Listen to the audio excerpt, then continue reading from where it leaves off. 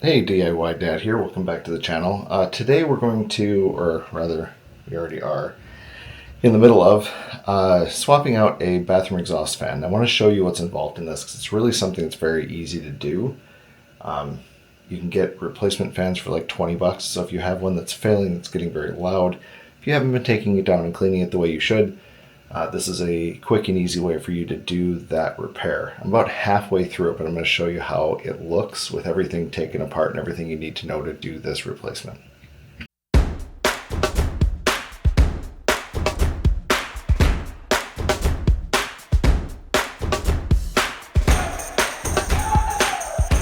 Alright, so just looking up at the ceiling, and your standard bath fan, and you can see I've got this one half installed, is going to be two parts. There's this box that gets installed in the ceiling, and I'll show you the old one so you can get a feel for that.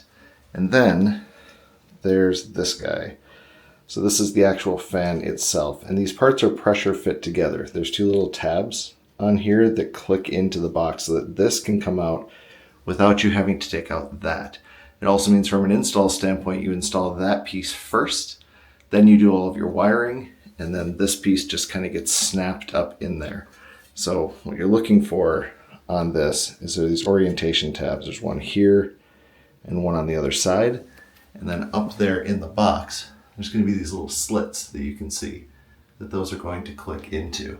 Now, aside from that, the box itself just has a little flapper valve on it that's going to hook into the conduit or the soft vent hose that you have that's running through your roof.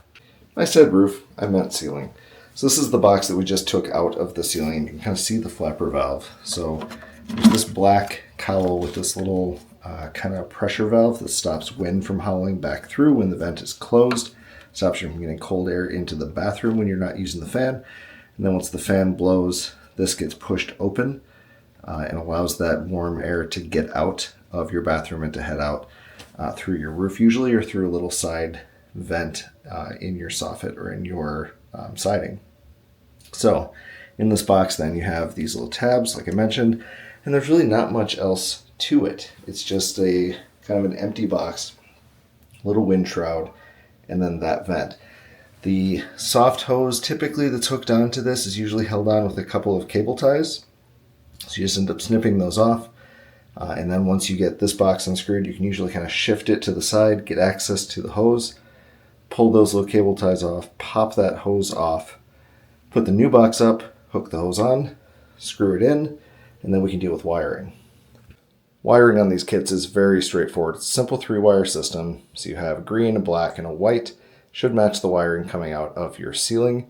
There's usually also options to ground these directly if you don't have a grounded wire, or to ground the casement itself. And then there's a plug. So the fan piece, the new fan itself, has a male outlet. This is the female. So you wire all of this, and then once you snap the new fan in, you'll be able to actually plug the fan into this. You flip the switch on the wall, your fan starts spinning.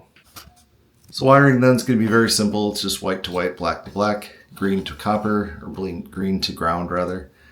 And then all of this gets sort of folded back into the corner, and this piece will slide in and act as a cover. There's a couple little indents here. There's one there and one on the other side that the edges of this will slide into, so it'll click in just like that. I'll need both hands to do it, but I'll show you what it looks like.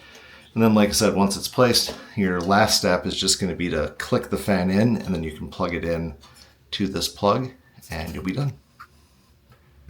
All right, so here's with that box installed. There's just a little tab that this will click into, but that keeps all of your wires safe. And like I said, we'll just lift the fan box up into here, so lift the squirrel cage in. That will click in place, and that just gets plugged in right there.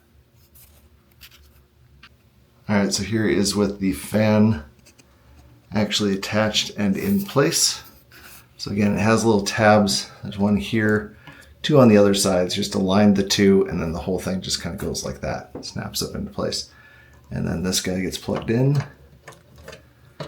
like so, like that. And then, if you've turned your power back on, because of course you want your power shut off while you're doing the inner wiring, but if you have, we should be able to hit our switch here.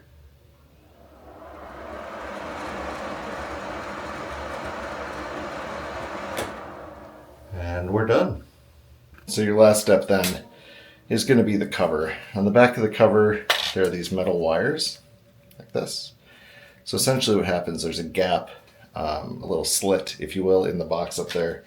And you end up pinching these little connections, putting them through there, and then as you slide this up, they expand out and they'll hold this in place.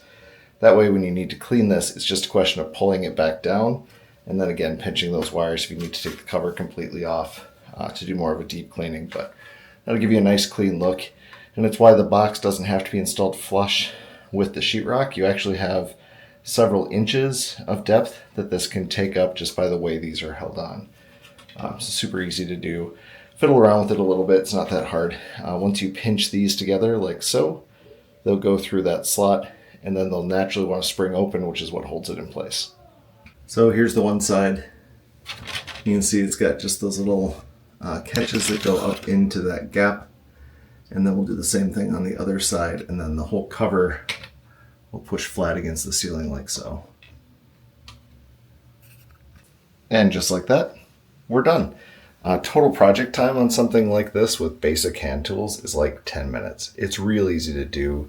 You need clippers probably for the cable ties that are probably holding your vent on. And then it's typically a Phillips head screwdriver. You can use Power One, hand tool, it doesn't really matter. There's usually 2 to 4 screws holding that box up in place depending on the orientation of your trusses and supports. So very simple, very easy to do, about $20 for most home improvement stores, and you get a nice, quiet, running fan. All right, this then being the end of a DIY dad video, I of course owe you a dad joke. So what do you call a beehive that doesn't have an exit? Unbelievable. All right, remember with any DIY project, most important step is just to do it. No one's going to see the flaws unless you point them out to them. Like and subscribe for more content like this. Catch you on the next video. Stay safe. Take care.